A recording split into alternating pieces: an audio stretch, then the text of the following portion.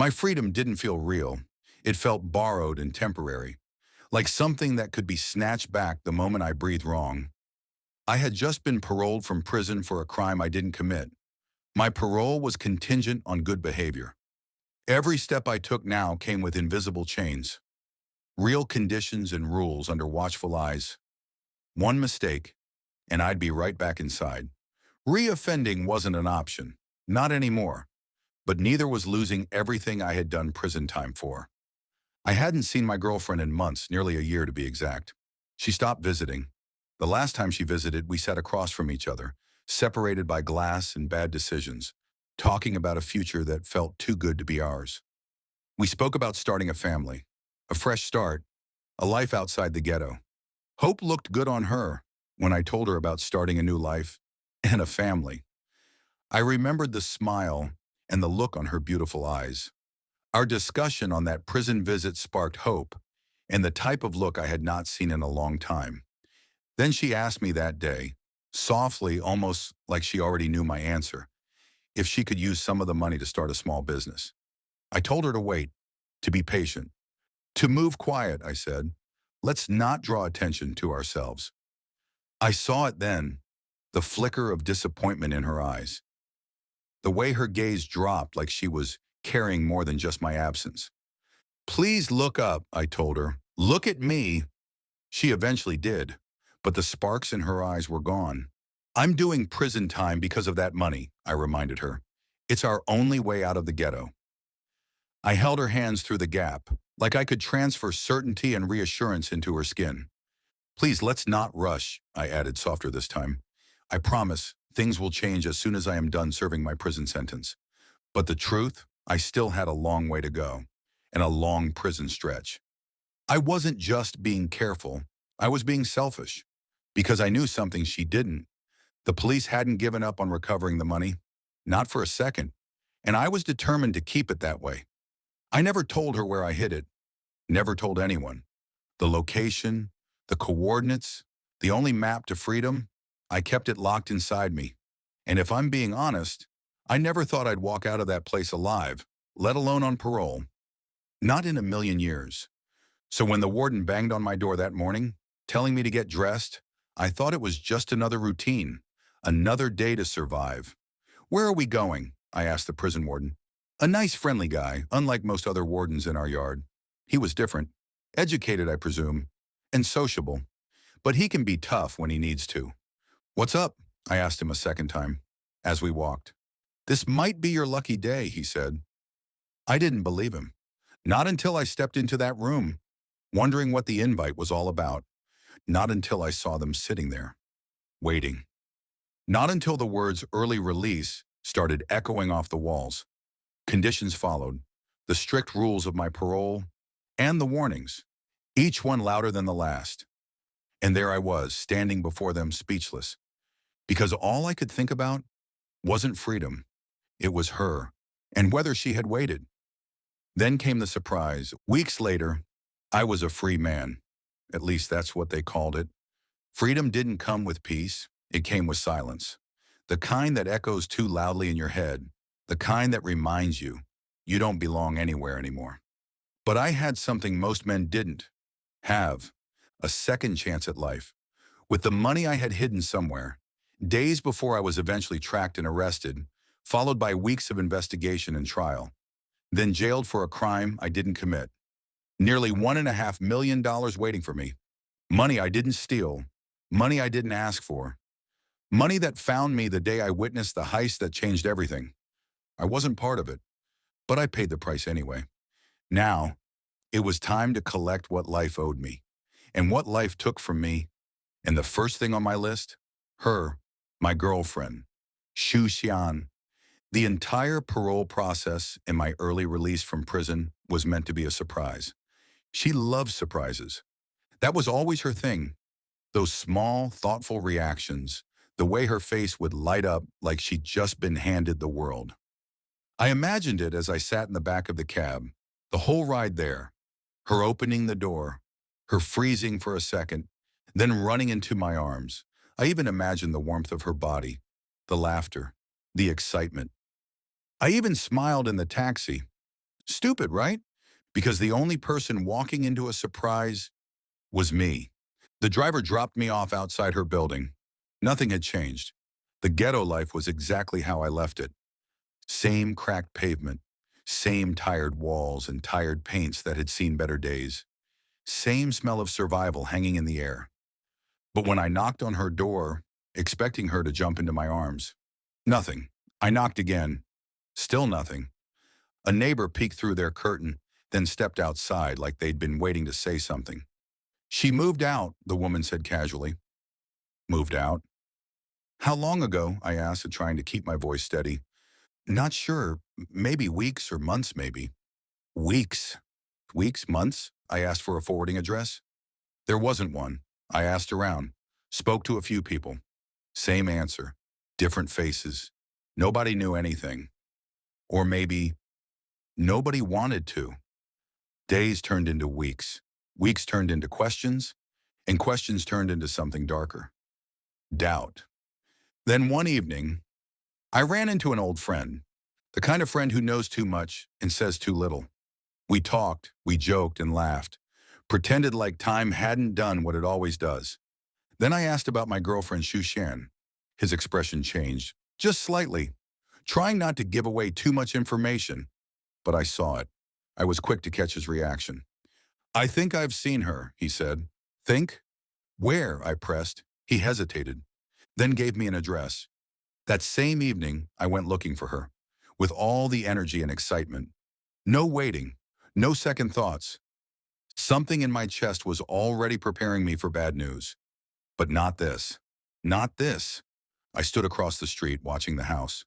Lights on, curtains drawn halfway, life happening inside. Then the door opened, and she stepped out.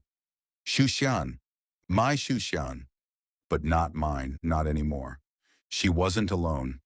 There was a man beside her. They were passionately close. They smiled and laughed. They were way too close for comfort. The kind of closeness you don't question. The kind that answers everything without saying a word. He wrapped his arm around her, and she leaned in and kissed her as she smiled. Like she belonged there. Like she'd always belonged there. Like she'd never been loved before. I frowned in confusion. Totally confused. Wait, what? I whispered to myself. That's not Shushan, right?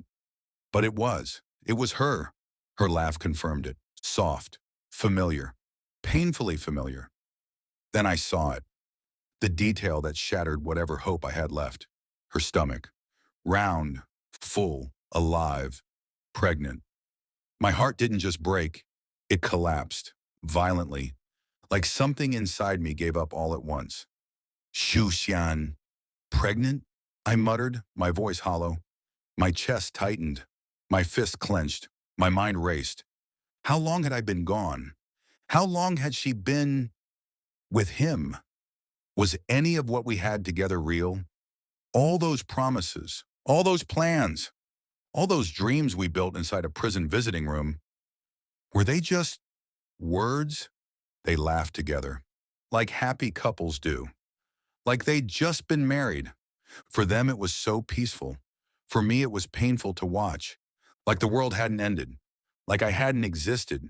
And the worst part, she looked calm, radiant, beautiful in a way I had never seen before, like she had found something better, something safer, something that wasn't me.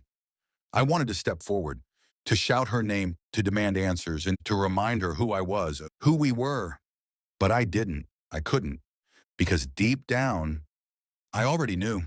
I turned around, quietly, slowly, like a ghost walking away from his own life. And as I walked, something inside me changed. Not heartbreak, not sadness. Something colder, something dangerous. Because if she could move on that easily, if everything we had meant nothing, then maybe, just maybe, I had nothing left to lose. And that money, that $1.5 million, it wasn't just a second chance anymore. It was something else, something bigger.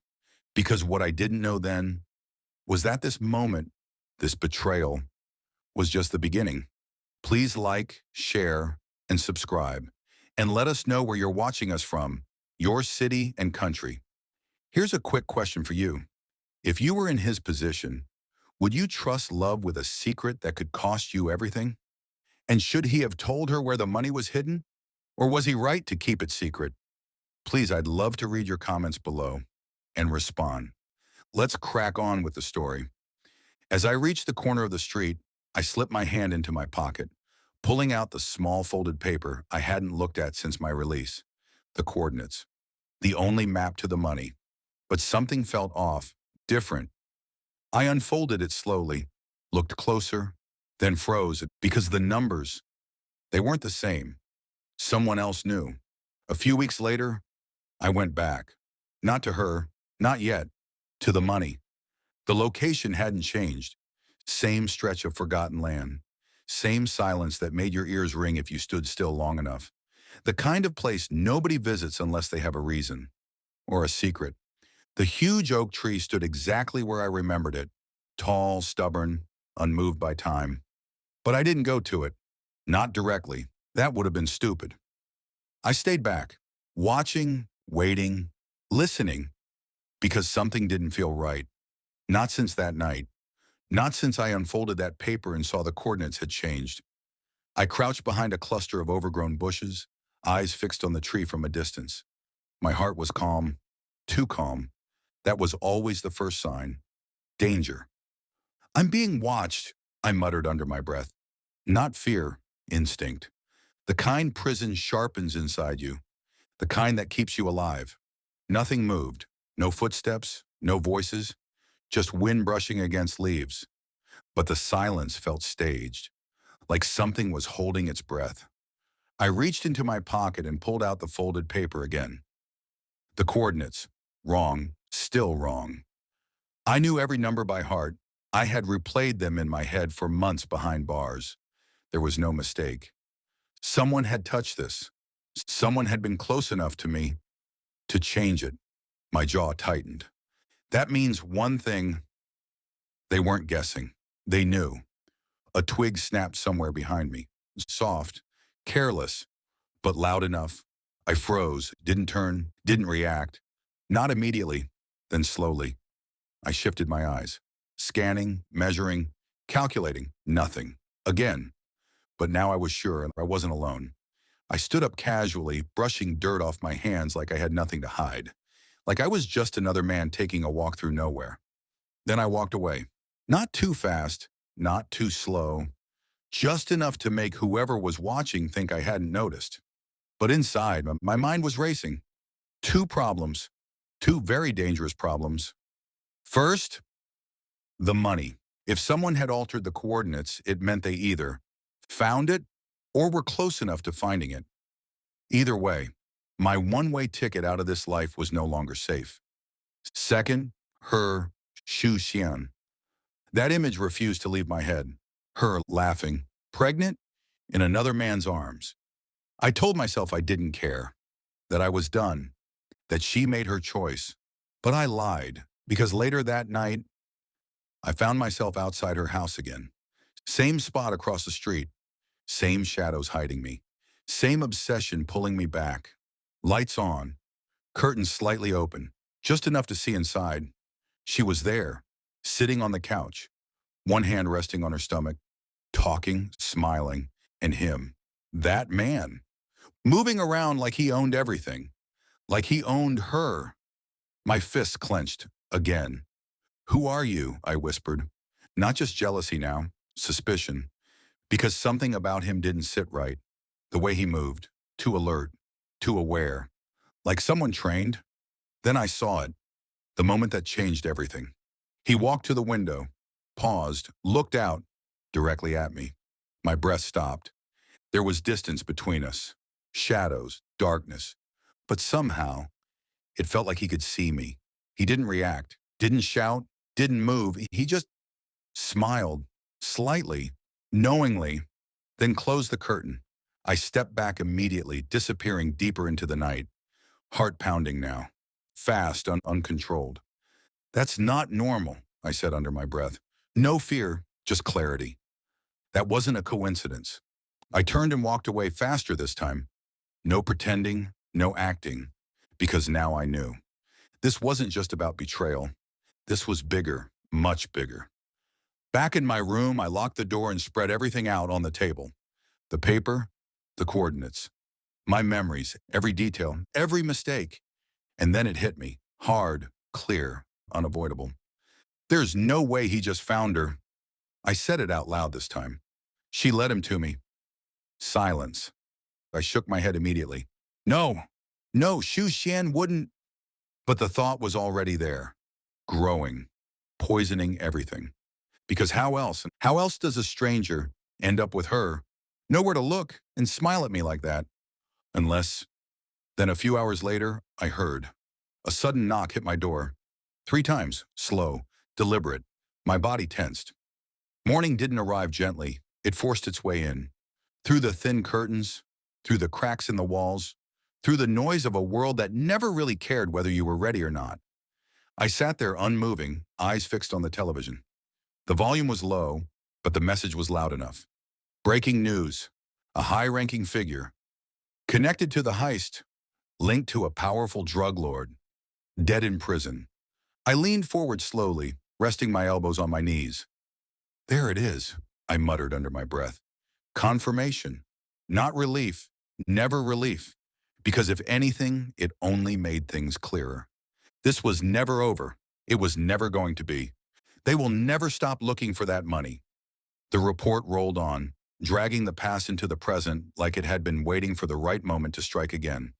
10 years ago, a major seizure, millions recovered from a drug lord after a tip-off from an undercover agent embedded within law enforcement. That part didn't sit right with me. As the day stretched on, more details surfaced. Piece by piece, truth disguised as public information. On the day of the heist, $80 million, transferred under heavy security from police custody to anti-drug and anti-money laundering agencies. A bullion van, armored, supposedly untouchable, ambushed, clean, precise, no mistakes. 14 people arrested, 14 convictions, 14 lives swallowed by a system that needed someone to blame. And me? I exhaled slowly, leaning back into the chair. I was one of them. Not because I planned it, not because I executed it, but because I knew something I wasn't supposed to know. And in this world, that was enough. The room felt tighter now, smaller, like the air itself was watching me, because now it all connected. The altered coordinates, the man across the street, the way he looked at me. The money wasn't just hidden, it was being tracked. And me, I wasn't just free, I was exposed. A watch list, I whispered. The words tasted bitter, real.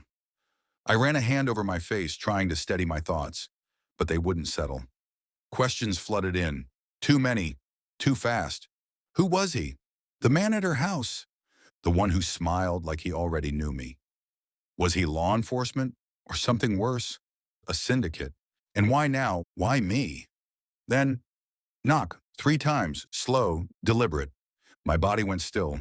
Every instinct sharpened. Every sense alert. I didn't move immediately. Didn't speak. Just listened.